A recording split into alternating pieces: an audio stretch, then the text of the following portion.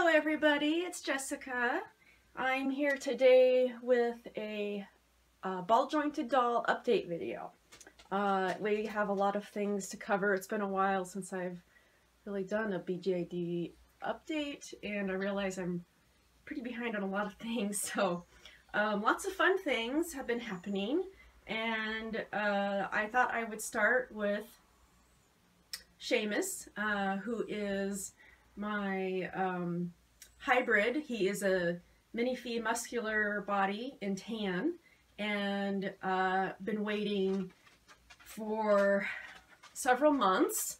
I think it took about 2.5 months after I ordered. So he is now the proud owner of his very own head, and it is a WithDoll Terran, or Terran, I'm not sure how you pronounce it.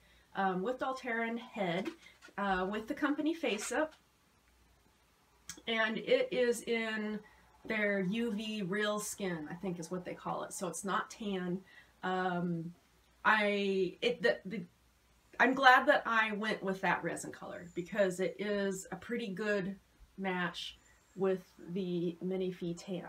I know Minifee tan varies from batch to batch, and I think that's just kind of normal with a lot of tans, but I'm really pleased with the resin match, and some photos and some lighting it looks off sometimes, or you can tell it's a little bit different, but he also has a face-up, which kind of changes that too, and I think every face-up kind of does that a little bit, but I'm super happy with him.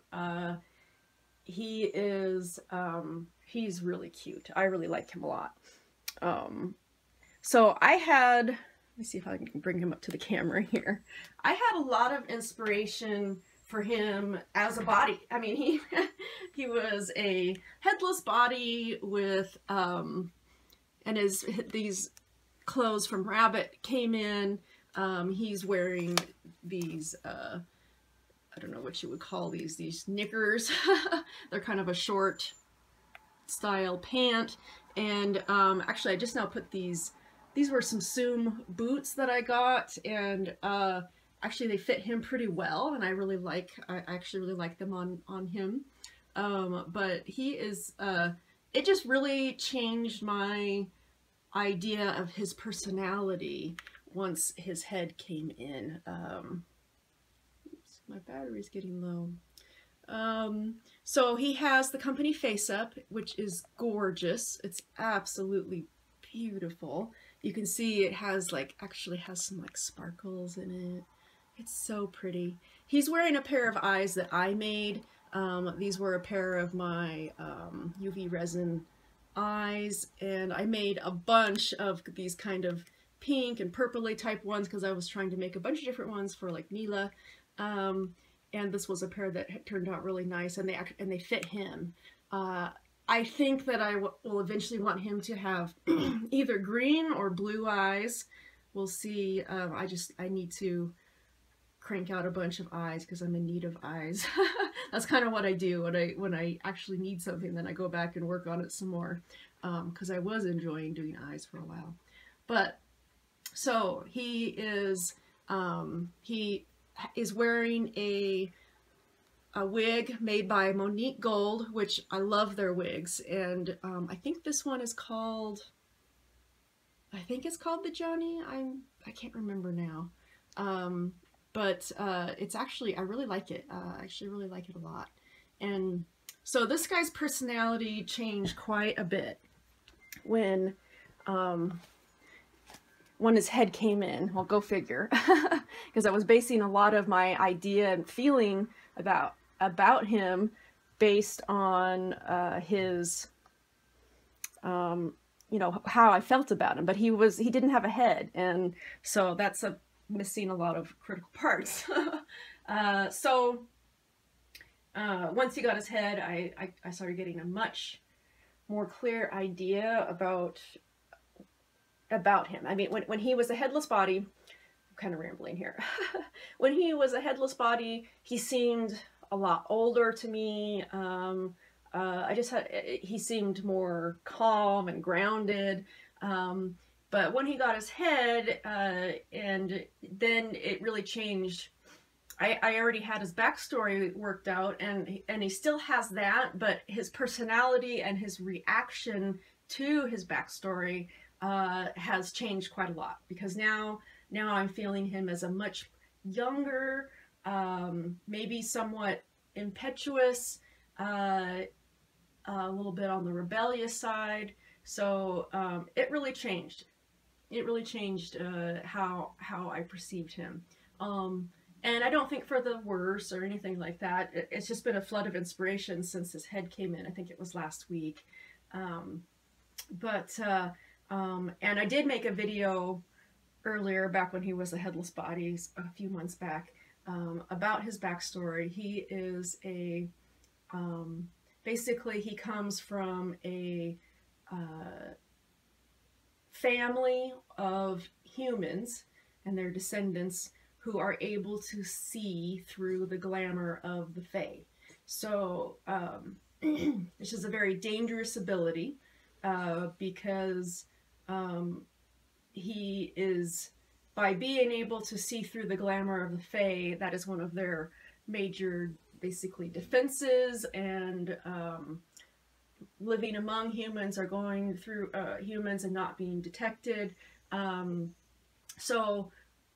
even other Fae cannot usually see through the glamour of Fae. Like that's a very, very unusual and dangerous power, to be able to see through the glamour. So the society of these humans that can see this, the family or clan, they're very secretive about the ability, and they have designed, the way they live their lives to try to stay hidden and unknown. I do think that they have, through history, been helpful to mankind, as far as they would, if Fae were making mischief or doing something, then a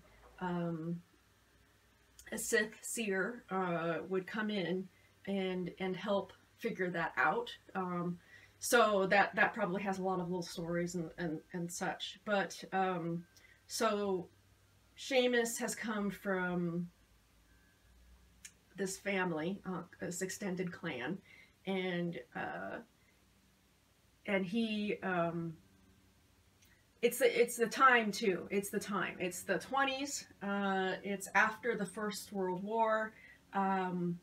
It's kind of starting to usher in what many considering to be the modern world, and modern time, and Fae are becoming more and more rare, and it's maybe been a generation since anyone has even seen a Fae, even the Sith seers. So he is kind of a little bit, he doesn't want to keep living the way that they're living. He doesn't see the need for it. So to get away from his family and to break, he doesn't want to live that way anymore, the secretive and hiding. So he goes to America, and so he's come to America. It's basically the Roaring 20s. We have abolition has taken effect, which is, in America, that was a time period when drinking alcohol was outlawed. So you had a lot of gang warfare and around these making alcohol, and this underground network of making alcohol and dispensing it, and these speakeasies, which were kind of hidden, unknown bars or nightclub type things where people would go to have drinks.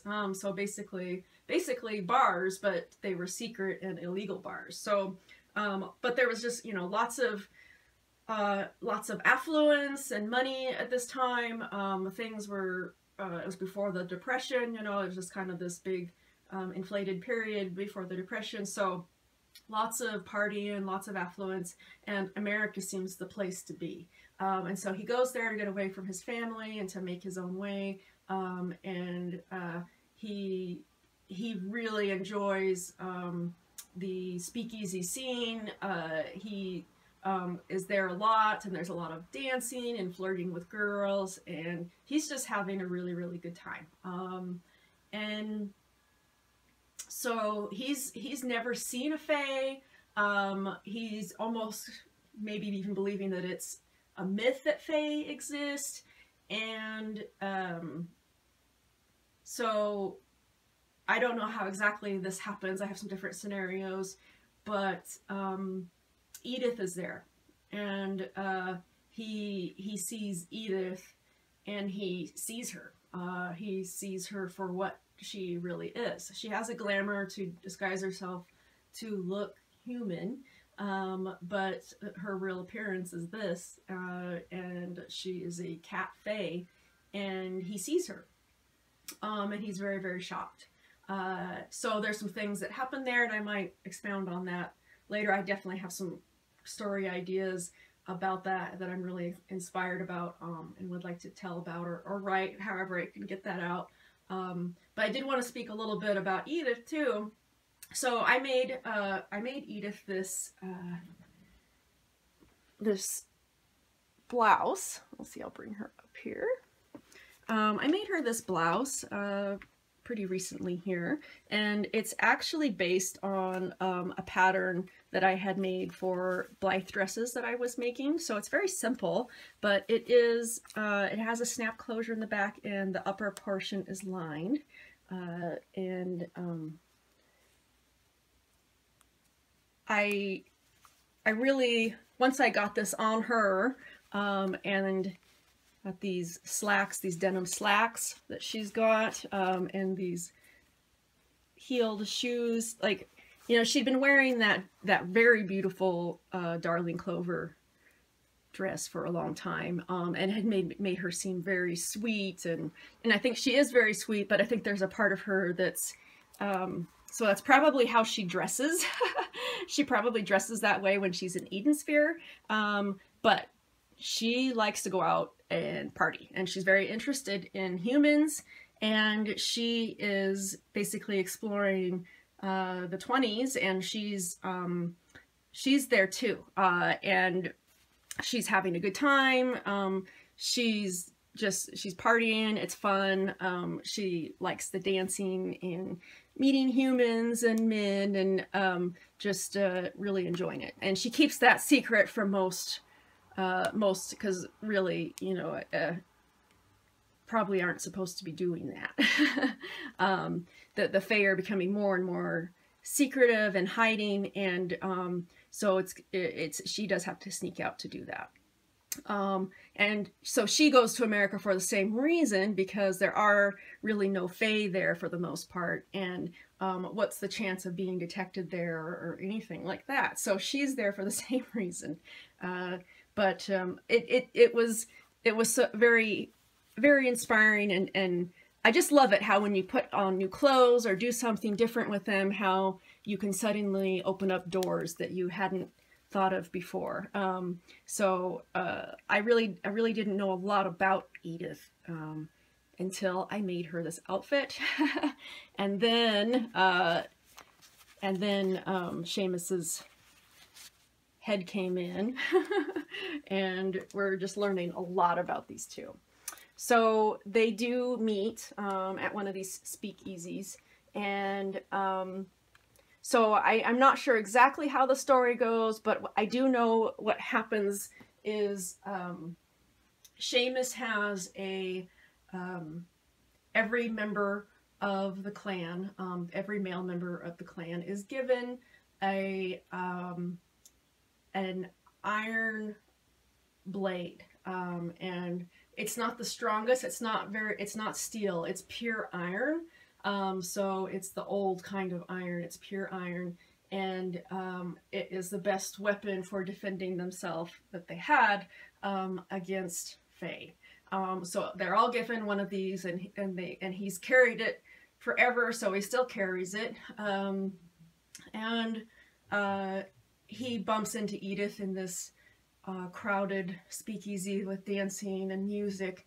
And however it happens, he becomes very scared because here is a fae, and all he's been told all his life is that fae are dangerous, that they hate humans, that they're trying to and that they hate the Sith Seers. You know, that if you are detected by a fae, that they'll kill you. So he's very, very frightened, and he's young. So he uses his blade, and he injures Edith. So there's some things that happen there, and eventually he ends up wanting to help her and feeling bad for what he's done, because he realizes that she's not some sort of horrendous beast that wants to kill him, and he ends up getting her back to Eden Spear to try to get her some help. So if I was able to write like I wanted to, I'd love to write that story and really go in depth with all of that. But so, oh boy, we're at 16 minutes. So maybe we'll cut that off here because I kind of talked about the things that I wanted to talk about with Seamus and Edith. So I will see you guys shortly in some more videos to talk about some of my other ball jointed doll updates. But thanks for watching as usual. Really